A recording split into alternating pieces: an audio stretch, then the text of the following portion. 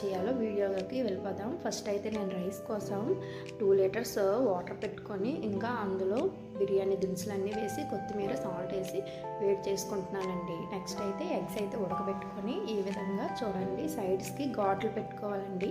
ఇలా పెట్టుకుంటే మసాలా అనేది ఎగ్ లోపలికి వెళ్ళి మనం తినేటప్పుడు మనకి బాగా టేస్టీగా తగులుతుందన్నమాట.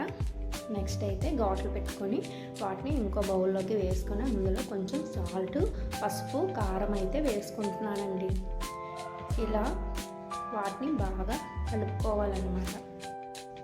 ఈ ఎగ్స్లో వేసిన తర్వాత బాగా కలుపుకోవాలండి. ఎగ్స్కి కారం, ఉప్పు, పసుపు అనేది బాగా పట్టించుకొని నేనైతే పక్కన పెట్టుకుంటున్నాను. నెక్స్ట్ అయితే ఇప్పుడు వాటర్ అయితే పెట్టుకున్నాను కదండి రైస్ కోసం అది హీట్ అయ్యిందో లేదో చూసుకుంటున్నాను. ఇంకా మధ్యలో అలా కలుపుకుంటున్నానండి.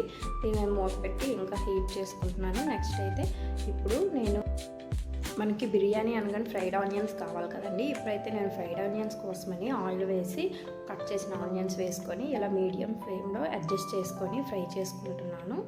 ఇప్పుడు వాటర్ హీట్ అయ్యిందండి. నేనైతే 1/2 kg రైస్ అయితే తీసుకున్నాను.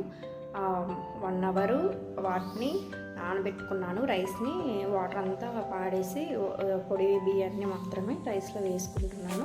ఇది 1 అవర్ మనము నానబెట్టాం కాబట్టి ఒక 10 minutes అయితే చాలండి. మనకి రైస్ అనేది 80% కుక్ అయిపోతుంది. పూర్తిగా కుక్ అవ్వనవసరం లేదు. ఇందులోకి అయితే నేను కొద్దిగా ఆయిల్ని ఇంకా నిమ్మరసాన్ని వేసుకున్నాను. నిమ్మరసం వేసుకుంటే మనకి బాస్మతి రైస్ అనేది చాలా వైట్గా వస్తుందండి. నెక్స్ట్ అయితే నేను ఫ్రైడ్ ఆనియన్స్ రెడీ అయిపోయినాయి. ఇప్పుడైతే ఎగ్స్ని ఫ్రై చేసుకుంటున్నాను. అదే ఆయిల్లో ఎగ్స్ అనేవి గోల్డెన్ కలర్లోనికి ఫ్రై అవ్వాలి. ఇప్పుడైతే రైస్ అయితే అయిపోయిందండి. వీటిని నేను ఒక గిన్నెలోనికి తీసుకుంటున్నాను. ఆ వాటర్ అంతా పడేయాలండి. నెక్స్ట్ అయితే ఇప్పుడు దమ్ బిర్యానీకి అయితే స్టార్ట్ చేస్తున్నానండి. ఫస్ట్ అయితే ఆయిల్ వేసి అందులో కొంచెం నెయ్యి కూడా వేసుకోవాలి. బిర్యానీ దినుసులన్నీ వేసుకొని కట్ చేసిన ఆనియన్స్, పచ్చిమిర్చి వేసుకొని బాగా ఫ్రై చేసుకోవాలి. ఇందులోనికైతే నేను బిర్యానీ ఆకు కూడా వేసాను. చూడండి బిర్యానీ ఆకు కంపల్సరీ అండి. నెక్స్ట్ అయితే నేను ఒక పేస్ట్ వేసాను చూసారా, అది పచ్చిమిర్చి ఇంకా పుదీనా పేస్ట్ అనమాట. ఇది కొంచెం బాగా ఫ్రై అయిన తర్వాత ఇప్పుడైతే టమాటా పేస్ట్ కూడా వేసుకుంటున్నాను. ఇది గ్రేవీ అవ్వాలి కదండి, మనకి గ్రేవీ కోసం అనమాట. టమాటా ఇదంతా బాగా ఫ్రై అయ్యి పచ్చివాసన పోవాలి. నెక్స్ట్ ఇందులోనికి ఉప్పు, పసుపు, కారం ఇంకా మసాలా అయితే యాడ్ చేసుకుంటున్నానండి. మీకు టేస్ట్కి తగ్గట్టు ఉప్పు ఇది వేసుకోండి. కారం కూడా స్పైసీగా ఎవరి టేస్ట్కి తగ్గట్టు అంత ఎక్కువ అనేది వేసుకోవచ్చు అనమాట. ఇదంతా బాగా కలుపుకుంటున్నాను. దీంట్లోనికి కొంచెం పెరుగు అయితే వేసుకోవాలండి. పెరుగు అనేది కొంచెం టేస్ట్ అనేది బాగుంటుంది అనమాట. నెక్స్ట్ కొంచెం వాటర్ అయితే వేసుకుంటున్నాను గ్రేవీ కోసం అనుకొని. ఇదంతా బాగా ఫ్రై అవ్వాలన్నమాట. నెక్స్ట్ ఇందులోనకైతే నేను కోడిగుడ్లు ఇందాక ఫ్రై చేసి పెట్టుకున్నాం కదండి ఎగ్స్, వాటిని అయితే వేసుకుంటున్నాను. ఇప్పుడు ఫ్రైడ్ ఆనియన్స్ కొన్ని వేసుకొని బాగా కలుపుకుంటున్నానండి. ఇప్పుడైతే మన గ్రేవీది రెడీ అయిపోయింది. ఇప్పుడైతే ఎగ్స్ని ఇంకొంచెం గ్రేవీని వేరే గిన్నెలో తీసుకోవాలి. కొంచెం గ్రేవీని అయితే కిందన ఉంచాలండి. నెక్స్ట్ ఇందులోనికి ఇందాక రైస్ పెట్టుకున్నాం కదా, ఆ రైస్ని అయితే వేసుకోవాలండి. రైస్ మాత్రం 80% మాత్రమే ఉడకాలండి.